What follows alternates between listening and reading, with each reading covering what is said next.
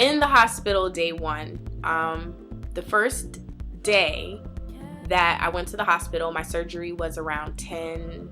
Well, I'm sorry, I was supposed to be there at 10:20. They tell you to get there 2 hours before, so I got there about 8:15 or so. Actually, no, I was a little late. I think I got there at almost 8:30, but that was fine. So, got to the hospital. You basically go to this, side area where you check in. I did that, and then they told me to go behind this curtain in this little room off to the side and, put on my gown and, and all that jazz. So I had to do that, and they put these socks on you that help with circulation so that you don't get blood clots. So I had to put that on.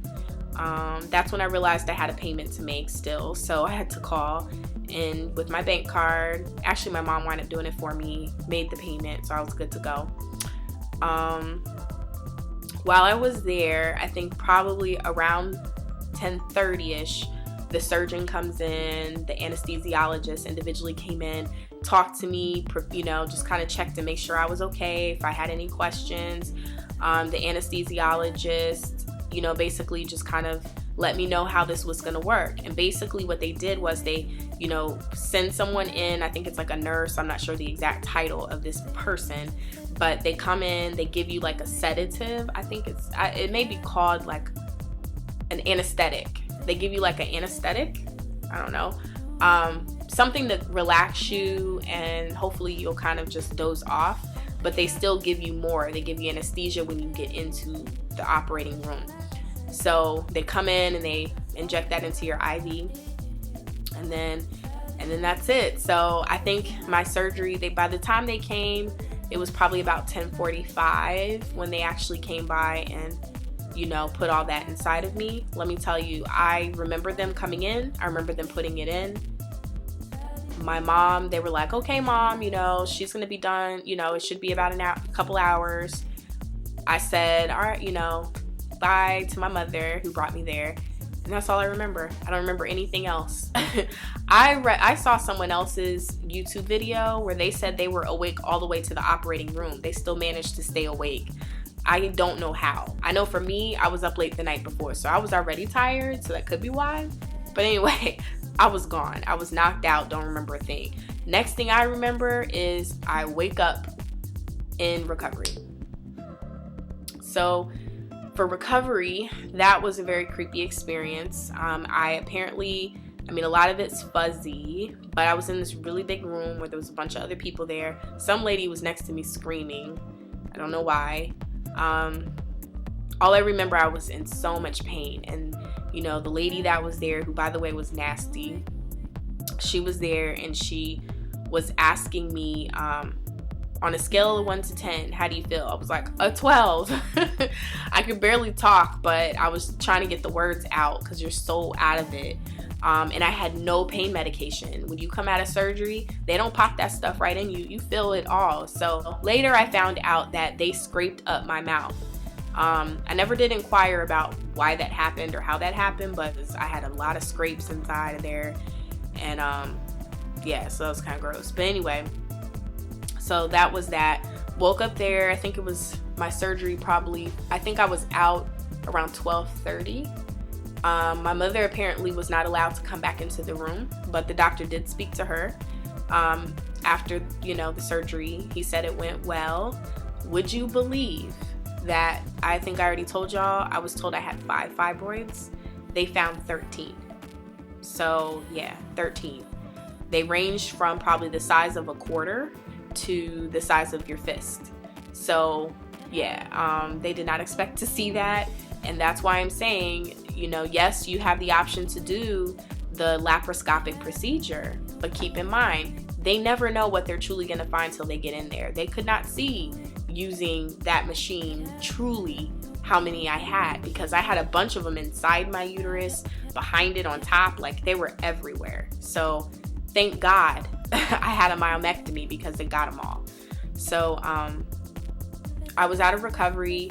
They decided to take me to my room. The ride there was kind of rough because you feel every bump that they made. So that was pretty rough. Then the worst part happens. I get to the room and these fools made me move myself from one bed to the other. I was so out of it. I did not have the sense enough to fight that. Thinking back, I wish I had said, are y'all fools crazy? I'm not moving myself. Y'all move me. I know they're trained to do stuff like that. So I cannot believe they made me drag myself from one bed to the other, because it was the most painful experience I have ever felt in my entire life. I felt like I was going to die. It was awful. And they did not try to lift me in any way. One of the ladies gave me her hand and allowed me to kind of pull myself over using her hand. So that definitely, I wouldn't have been able to do it if she didn't do that. But I just can't believe that they made me do that. And I talked to a friend of mine who went through the same thing, and they moved her. So yeah, keep that in mind, because I still cannot believe, and I wish I had found out after the fact, like, why that happened, or is that normal? I still don't know, but I'm very angry that I had to do that, because it was awful. Anyway, so got into my room. Did not get out of the bed all day long the first day. I have read that sometimes they make you walk the first day, but thank God they didn't make me walk. I knew ahead of time that they were going to put a catheter in me, which is very customary. So you are going to have a catheter inserted in you.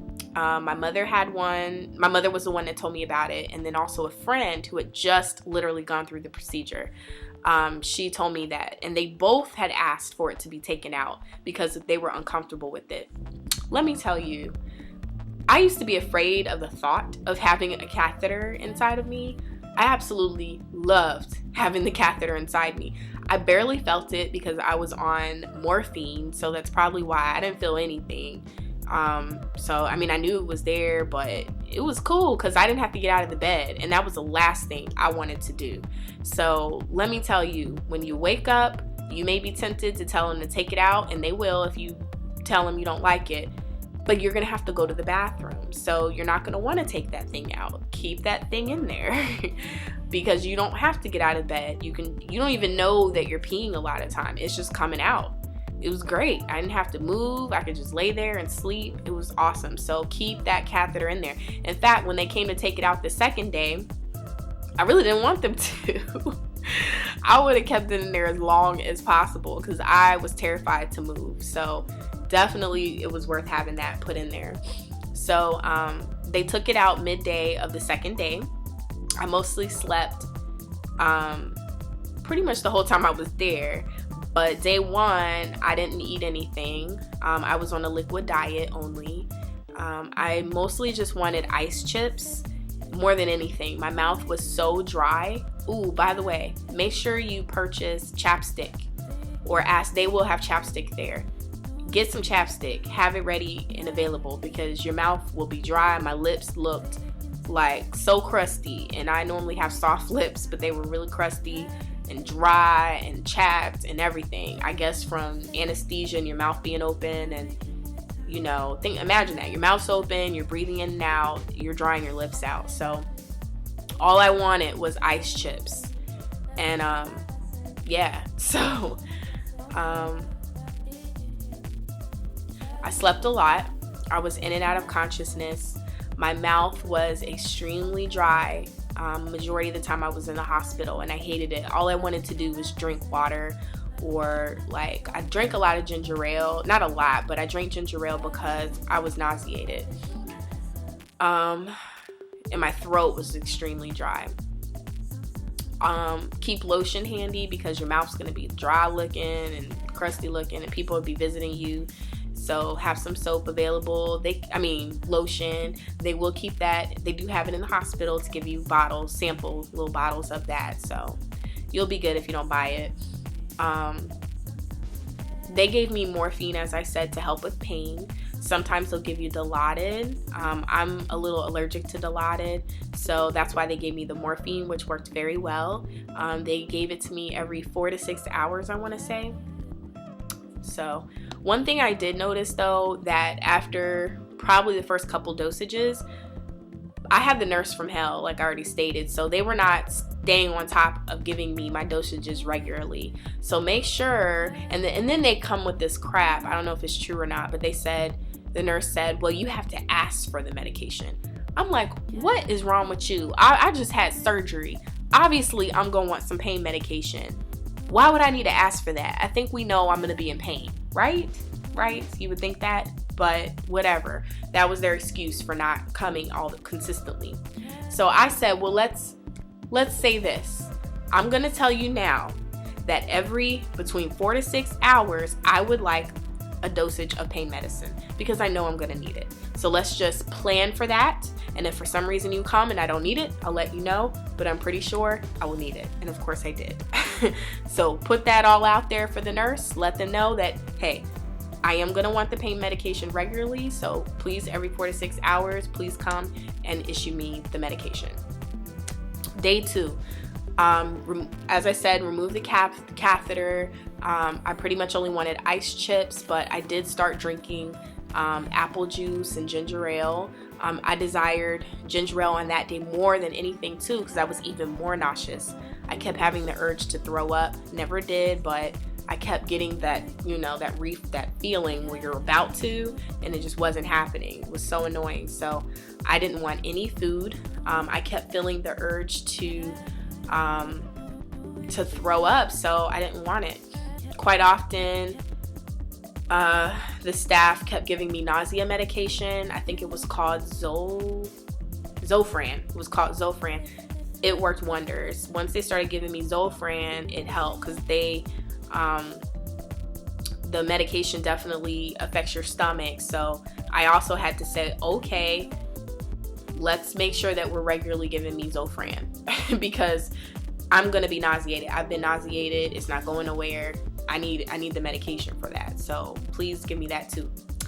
And so they continued to do that. So I think in the evening on the second day, I finally decided to try some sherbet ice cream.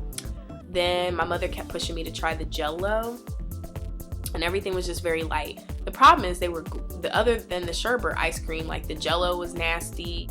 So, and theirs was gross. It was low sugar. So, but I still kept I kept everything down that I did try to take in. But I think that was because of the nausea medication and the ginger ale and crackers. I still was a little iffy about crackers. I really didn't want a substance in my mouth. But I had dry throat, lips still. I kept using my chapstick constantly. Finally got out of the bed midday to go to the bathroom because they took the catheter out. And that's when I washed up.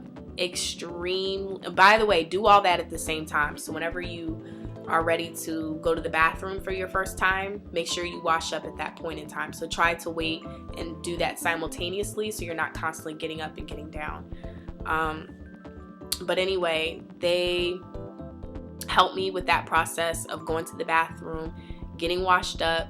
I'm a very private person, so normally I would have hated someone like literally helping, like seeing me completely exposed and like me washing myself with a cloth. Yeah, but I did not care. I was in so much pain. I just wanted it to be over. So I just hurried up and did what I had to do. They do watch you when you go to the bathroom the first time only. After that, they are nearby, but they only help as you're needing the help. So you can call and ask for them to help you. I took my first walk around the hospital. It was really hard. I was very slow to get around, but my mother was there and a friend was there, and so they walked with me. And I did need complete help from the nurse as well to kind of get around. But as painful as it was, I did it and I didn't die, so it's okay. I know I keep saying it's painful. It is, but you'll be okay. You can handle it.